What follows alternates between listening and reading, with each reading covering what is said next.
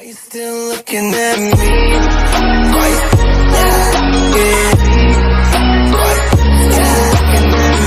What up, money folks? It's Money Adventure, back again with another reaction video, and this is regards to the latest episode of Death Battle. It's Optimus Prime versus Gundam, or which everybody should know, it's RX-78. It's the battle of the giant mechas of the 70s and the 80s.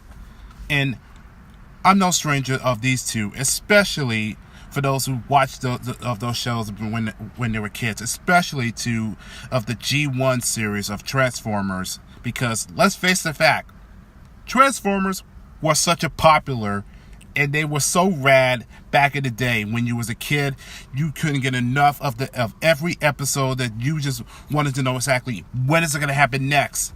And the narrator of that voice is so epic back then. You probably wanted that you'd be shitting your bricks and be like, oh my god, what's going to happen next to the Autobots? And that was back then. It was such a classic nostalgia, especially that the animated movie was also a smash hit and the best one.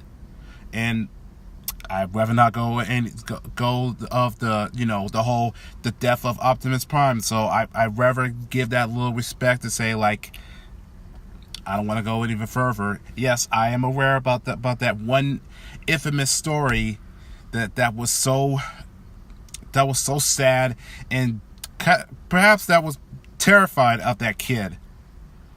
But I don't want to go any further with that. Especially, don't get me started with the live action films that was directed by Michael Bay or produced by Michael Bay, whatever. And the first movie was okay, so it was a pass. But let's move on with the Gundam, which is that I was way too familiar of the series, especially the one with the course of Mobile Suit Gundam W, or basically everybody would say Gundam Wing, because it was a very interesting story. Bunch of teenagers that wield of these giant megas, which is basically known as the Mobile Suit, going on these dangerous missions. And the first movie, Endless Waltz, was actually a really good movie, and I used to own it back then. Of course, I did own was a VHS tape that was back then, and it did originally aired it on Toonami. Not to mention, they also did a promo with 4 other Mobile Suit Gundams, including the very first one that started off from the beginning, which is the Gundam G, then moved on to MS-8 Team, Stardust Memory, and I believe it's called War in My Pocket. I could be wrong about that, so if anybody could just try to get the 411, what was the 4th one that came out in the U.S. on Cartoon Network, so let me know. But the bottom line is, Gundam was considered as a nostalgia classic as well, especially the very first one. So this is going to be a very interesting fight to see. So that leads to the question is, who's going to walk out of here alive? Is it the leader of the Autobots, or the very first Gundam that was actually a superior mecha? So who knows? So without further ado, let's begin with the episode now. .com/deathbattle. That's the number 23andme.com/deathbattle. Hey, alright, here we go. Across this vast world of different nations with different people, it is the clash of opinions which truly divides us. However, there is one universal truth which absolutely everyone can agree on.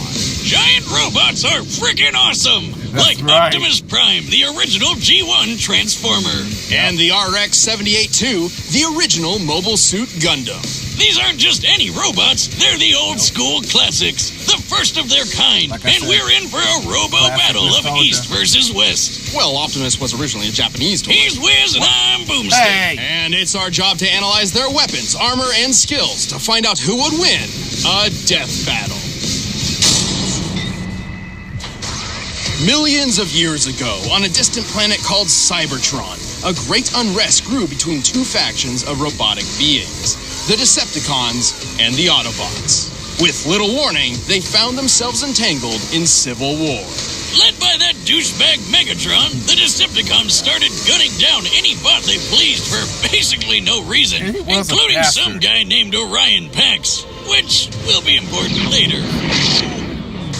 Rest in peace, Robro. What Megatron didn't know was that this seemingly random encounter would end up reshaping the universe. Thanks to a robot Gundam, Orion Pax was rebuilt into something bigger, stronger, and way more recognizable. The newest commander of the Autobots had risen, Optimus Prime.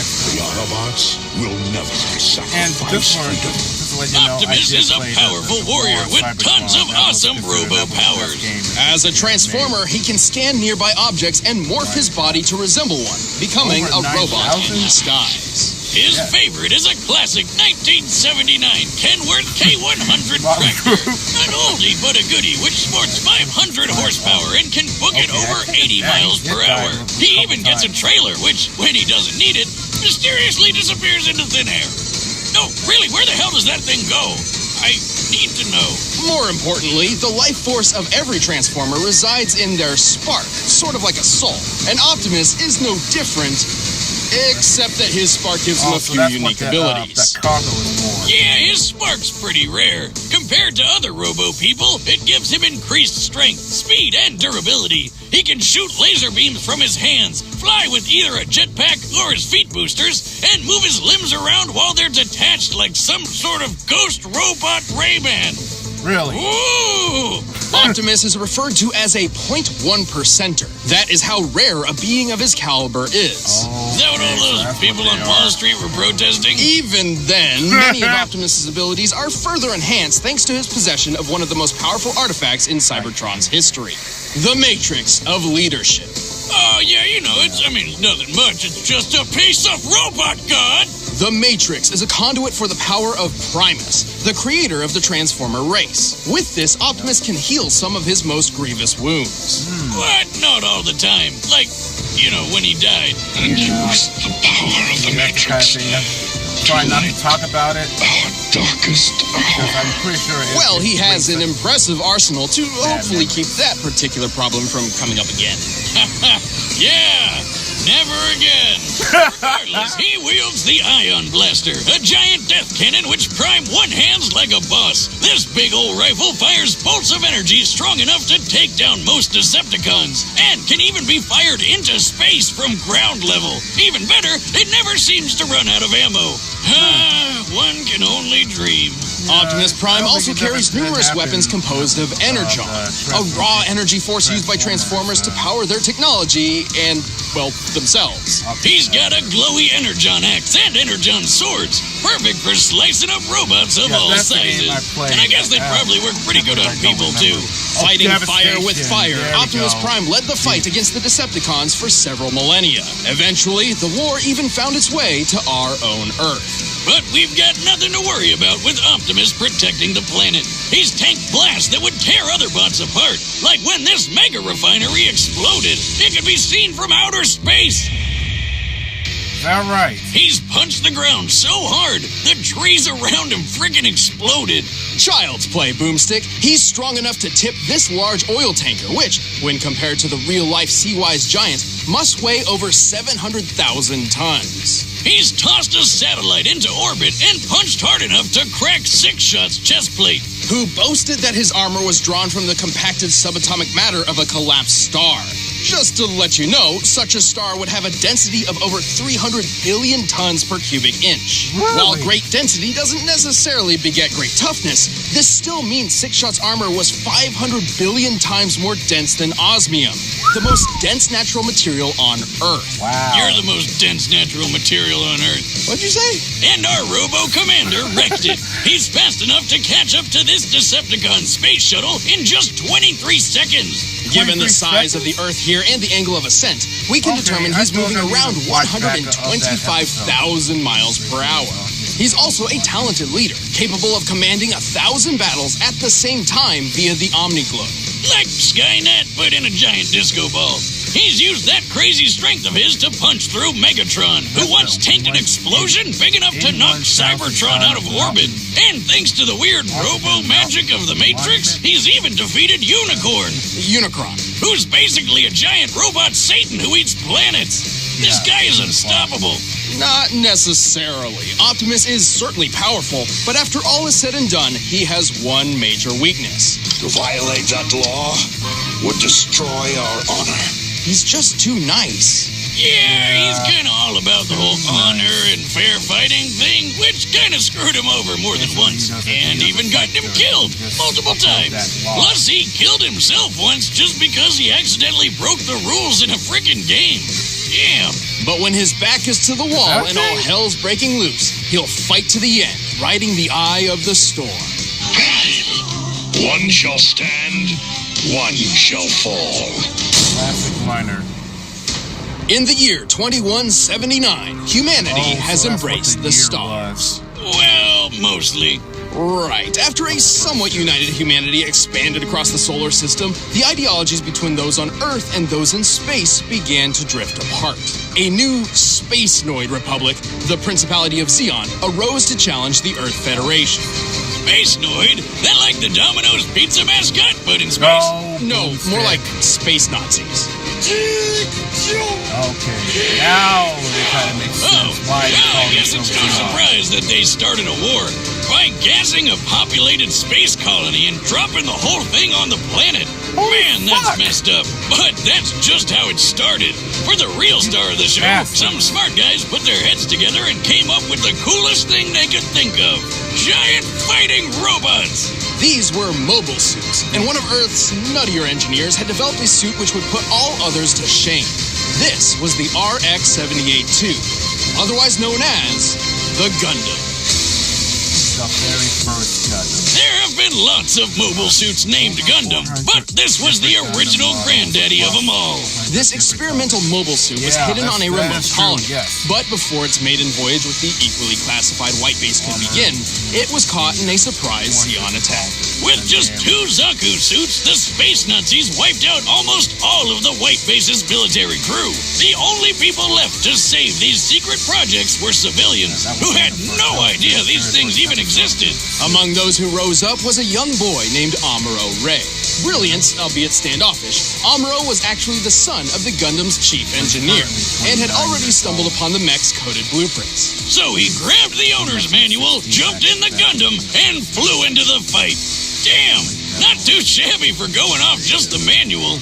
Amuro quickly adapted to its complex controls thanks to its learning computer system, designed so the Gundam itself can learn its pilot's limitations and compensate. Its body is made of a super durable Luna titanium alloy called Gundarium.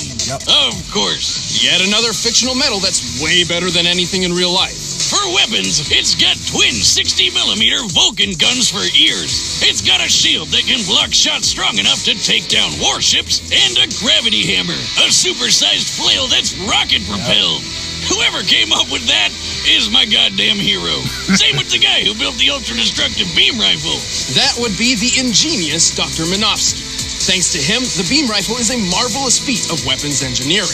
Minovsky had developed a way to miniaturize the enormous megaparticle cannons found on warships without losing any power.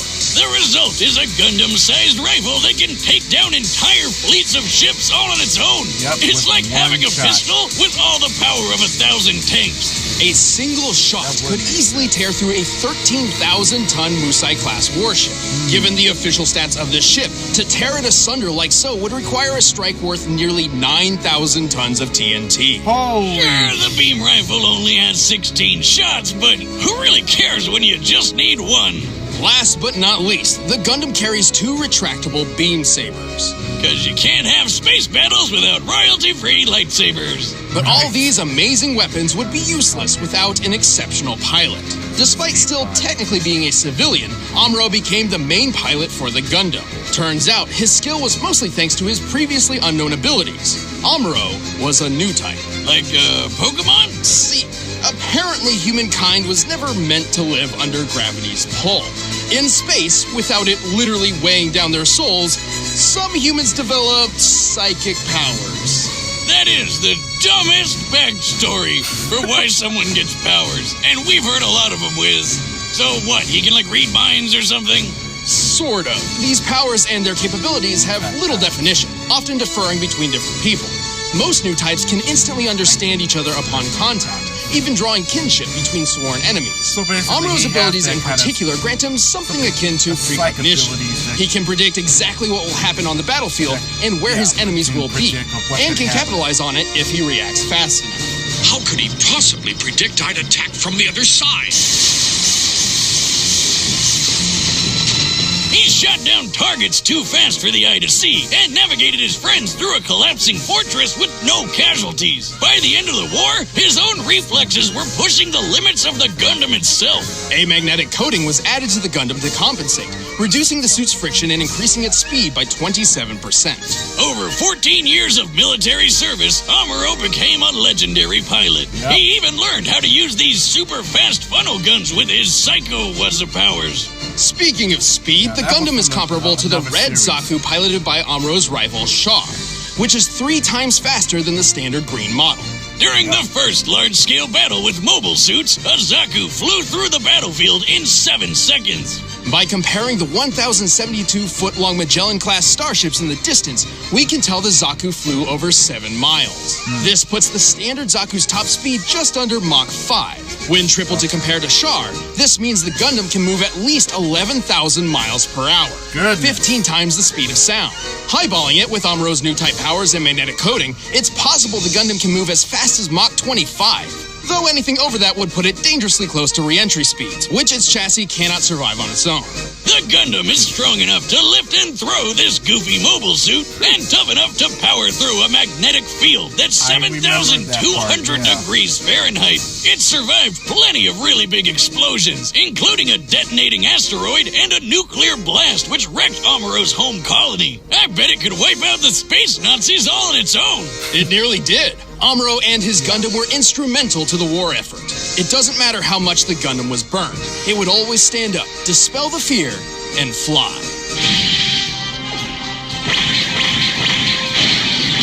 And not to mention even almost being completely almost crashed.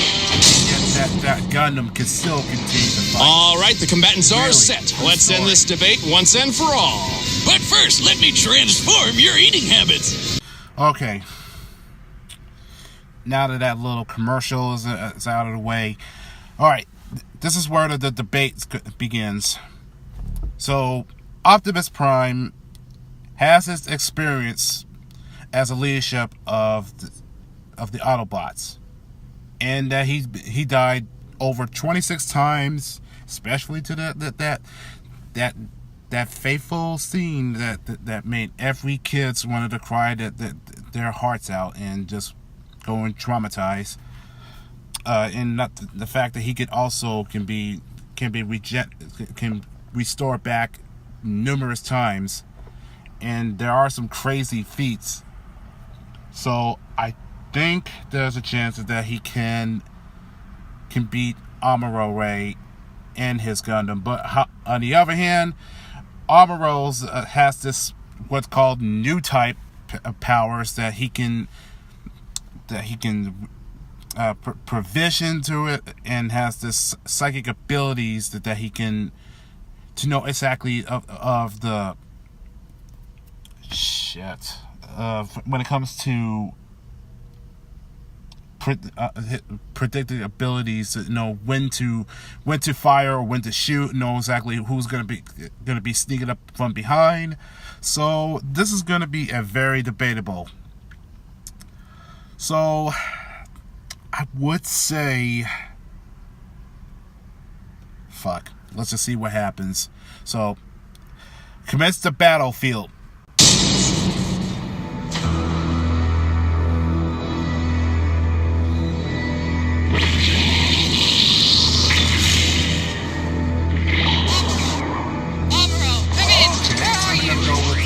I'm checking something out, Sayla. It's more than meets the eye. Get your butt back to White Base. If there's trouble, we can't send backup. Let's roll.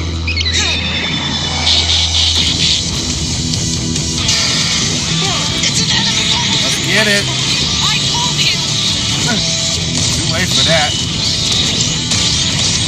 That's too fast. This whole fight scene is actually pretty good. Solid.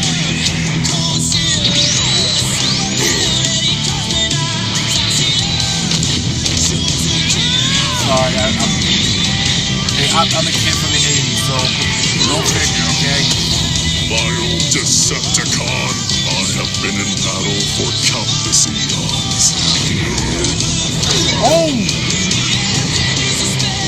Double missile drop kick on that shit. Oh, now that came from the Transformer Devastation.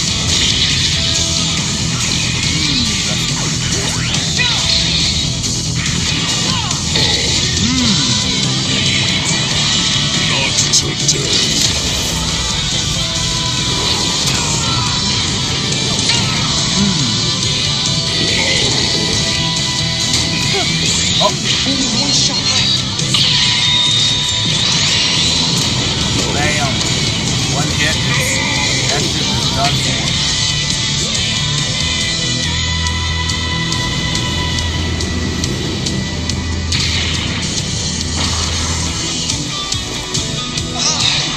I hate gravity.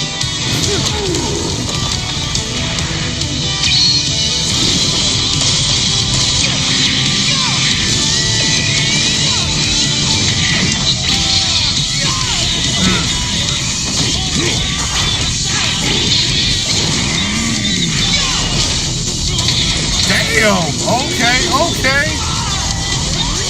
want to get the nitty gritty? Damn.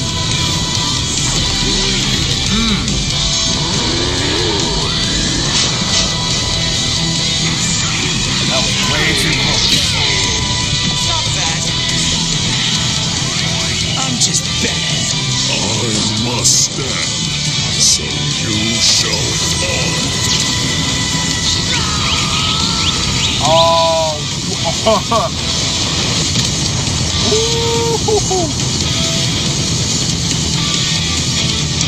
Oh. Damn. He's got the touch. He's got the power. The Gundam was an impressive machine, and Amuro was a skilled pilot, but Optimus's millions of years of battle experience completely overshadowed Amuro's 14. Also, we already know that Optimus was over 6 times faster and 9,000 times stronger. Holy hell! Who knew Alright, Optimus was so freaking buff? But the Gundam held plenty of its own advantages. With Amuro's super future sense powers, he could keep up with Optimus's speed. And with the Gundam's firepower, who cares how much it could lift? Unfortunately, the Gundam's limited ammunition meant this couldn't last. And even then, Optimus could certainly survive a shot from the beam rifle. Remember that refinery explosion Optimus survived? The one you could see from outer space? This blast left an enormous gash on the planet Cybertron. To measure the power of this explosion, we needed to compare it to the curve of the planet. Now, Cybertron's size is pretty inconsistent throughout G1 Transformers history, but even when using the alternating sizes between the cartoon and the comics, the blast is far more destructive than the beam rifle in both cases. And Optimus just walked right out of that bitch. And this isn't some weird outlier just out of the comics either. In the cartoon, Megatron survived a blast that pushed Cybertron out of orbit. And he's pretty comparable to Optimus. To be fair, the Gundam boasted some impressive durability feats too. Like when Amuro accidentally blew up a Zaku's nuclear reactor right in his own face. Hey, give him a break. It was his first time. This explosion created a hole in the space colony which sucked out Amuro's father. Whoops. On the bright side, he's gonna save some money on Father's Day gifts, right? And with his heightened mind, we deduced the scope of the explosion. It's over 150,000 kilotons of TNT. That's 10,000 times more powerful than the bomb that dropped on Hiroshima. But still nowhere close to the refinery explosion Optimus survived. Also, the Gundam couldn't dodge Optimus's ion blaster forever. It was fast enough to strike targets in orbit from ground level. That puts its laser speed over 3 million miles per hour. Even when he knew it was coming, Amuro couldn't react quick enough to dodge or block anything that fast. And even then, Optimus's time in the Omni-Globe proves he can think way faster than Amuro. And just to blow your mind even more, in order to obliterate Unicron with the Matrix, the energy output must have equaled more than 40 Yoda tons of TNT. What? Like the Star Wars guy. What? And you know what they say, size matters not, especially when Optimus has defeated opponents as big as Devastator. Yeah, the Gundam was a that powerful too. mobile suit with some astonishing firepower, but was ultimately outmatched by the Autobot's strength, speed, durability, and experience. I'd say Optimus was primed for this fight. The winner is Optimus Prime. Really? Thanks for watching, guys. If you want to see the exclusive commentary on this episode, just click that little That box was over there. And if you want the unexpected. battle music for yourself, click the link bet down below on and you can get it off because iTunes. I would See you in the next bet the wrong character. Wrong mecha.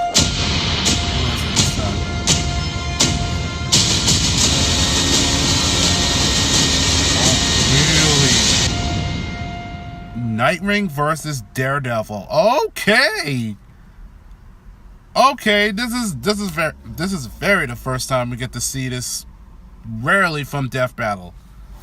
All right, interesting. I like it. So now for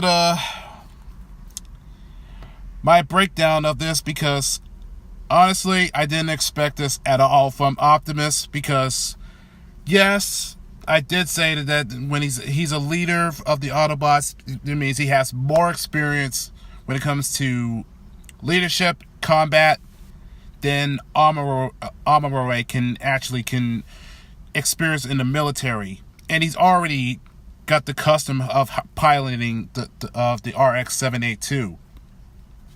So even though the Optimus is big, but he has crazy speed and strength alone that surpassed than a Gundam itself. And I forgot about the Allspark Matrix. It happened so fast that I forgot they did mention about it. That Allspark, it's the same kind of, use that same radius of the blast that show that in the animated movie. So my bad on that one.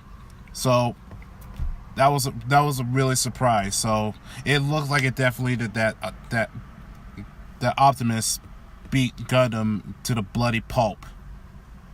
So I'm pretty sure right now that the Transformers fans are probably going to be rejoiced that Optimus wins, and there's going to be a lot of hate